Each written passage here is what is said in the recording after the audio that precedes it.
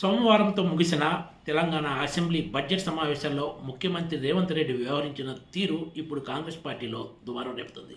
Assembly సాక్షిగా ఆయన చేసిన ప్రకటనలు ప్రజల్లో ఎన్నో అనుమానాలకు కారణమయ్యేలా ఉన్నాయనే చర్చ కూడా కాంగ్రెస్ నాయకుల్లో సాగుతోంది. అదే సమయంలో సీఎం రేవంత్ రెడ్డి చేసిన ప్రకటనలు ప్రభుత్వ పరువు తీసేలా ఉన్నాయనే అభిప్రాయాన్ని కొంతమంది నాయకులు వ్యక్తం చేస్తున్నారు. కొంతమంది మంత్రులు కూడా అసెంబ్లీలో ముఖ్యమంత్రి రేవంత్ రెడ్డి వ్యవహరించిన తీరును అంతర్గత సంభాషణల్లో తప్పుపడుతున్నారు.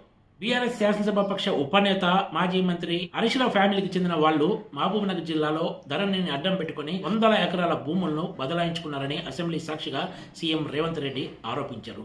ఇదే అంశంపై హరీష్ రావు అంగీకరిస్తే తాను దీనిపై సభా సంఘాన్ని నియమిస్తానంటూ కూడా సభ సాక్షిగా సవాల్ విసిరారు. దీనికి సంబంధించిన పూర్తి రికార్డులు కూడా తమ దగ్గర ఉన్నాయని చెప్పుకొచ్చారు. ఆయన 100 ఎకరాల బదలాయింపులకు సంబంధించి పక్కాగా ఆధారాలు ఉన్నాయని చెప్పి కూడా సీఎం రేవంత్ రెడ్డి మాత్రం సభా సంఘం విషయాన్ని మర్చిపోయినట్లే కనిపిస్తోంది.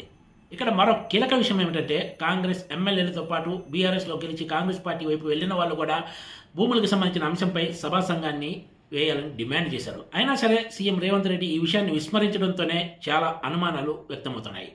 ఇదంతా ప్రభుత్వ ప్రతిష్టను కూడా మంటగలుపుతుందని ఒక మంత్రి వ్యాఖ్యానించారు. ఒకవైపు ఆధారాలు ఉన్నాయని చెప్తూనే మరోవైపు హరీష్ రావు అంగీకరిస్తే ఈ అంశంపై సభా సంఘాన్ని వేస్తానని ప్రకటించడంపైనే కాంగ్రెస్ నేతలు చాలా మంది అవాక్కయ్యారు.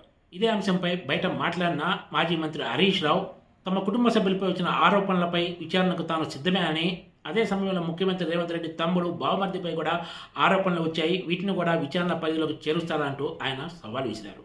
కారణాలు ఏమైనా కానీ అసెంబ్లీ సాక్షిగా హరీష్ రావు ఫ్యామిలీ మహబూబ్నగర్ జిల్లాలో 100 ఎకరాల భూములను అక్రమంగా బదలాయించుకుందని చెప్పి కూడా సీఎం రేవంత్ రెడ్డి ఈ విషయాన్ని వదిలేశారు. బీఆర్ఎస్ హయాంలో సాగిన స్కాములకు సంబంధించిన విషయంలో కూడా ఈ 2.5 సంవత్సరాల్లో రేవంత్ రెడ్డి సర్కార్ ఒక్కటంటే ఒక్క విషయంలో కఠిన చర్యలు తీసుకున్న దాఖలాలు లేవనే చెప్పాలి.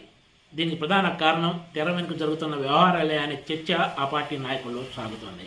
పొంగులేటి శ్రీనివాసరెడ్డికి చెందిన కంపెనీ అక్రమమైన వ్యవహారాన్ని బీఆర్ఎస్ శాసనసభలో గట్టిగా నిలదీయగా ఈ కంపెనీ అంశంతో పాటు బీఆర్ఎస్ హయాంలో సాగిన మైనింగ్, ఇసుక దందాలన్నిటిపై కూడా సిబిసిఐడి తోటి విచారణ జరిపిస్తా అని అసెంబ్లీ సాక్షిగా రేవంత్ రెడ్డి ప్రకటించారు. 2.5 సంవత్సరాలు మౌనంగా ఉండి ఇప్పుడు బీఆర్ఎస్ హయాంలో సాగిన మైనింగ్ అక్రమాలు, ఇసుక అక్రమాలపై విచారణకు ఆదేశించడాన్ని చూసి కూడా కాంగ్రెస్ పార్టీ నేతలు అవాక్కవుతున్నారు. సభ సాక్షిగా సీఎం రేవంత్ రెడ్డి బీఆర్ఎస్ హయాంలో ఎవరెవరు ఎలా అక్రమాలు చేశారో కూడా చెప్పుకొచ్చారు. మరి అన్ని వివరాలు పక్కాగా ఉన్నప్పుడు ఇంతకాలం మౌనంగా ఎందుకున్నారనే ప్రశ్న కూడా తలెత్తుతోంది. మొత్తానికి సభ సాక్షిగా సీఎం రేవంత్ రెడ్డి చేసిన పలు ప్రకటనలు ప్రజల్లో అనుమానాలకు కారణమవుతున్నాయనే చర్చ కాంగ్రెస్ పార్టీ నాయకుల్లోనే ఉంది.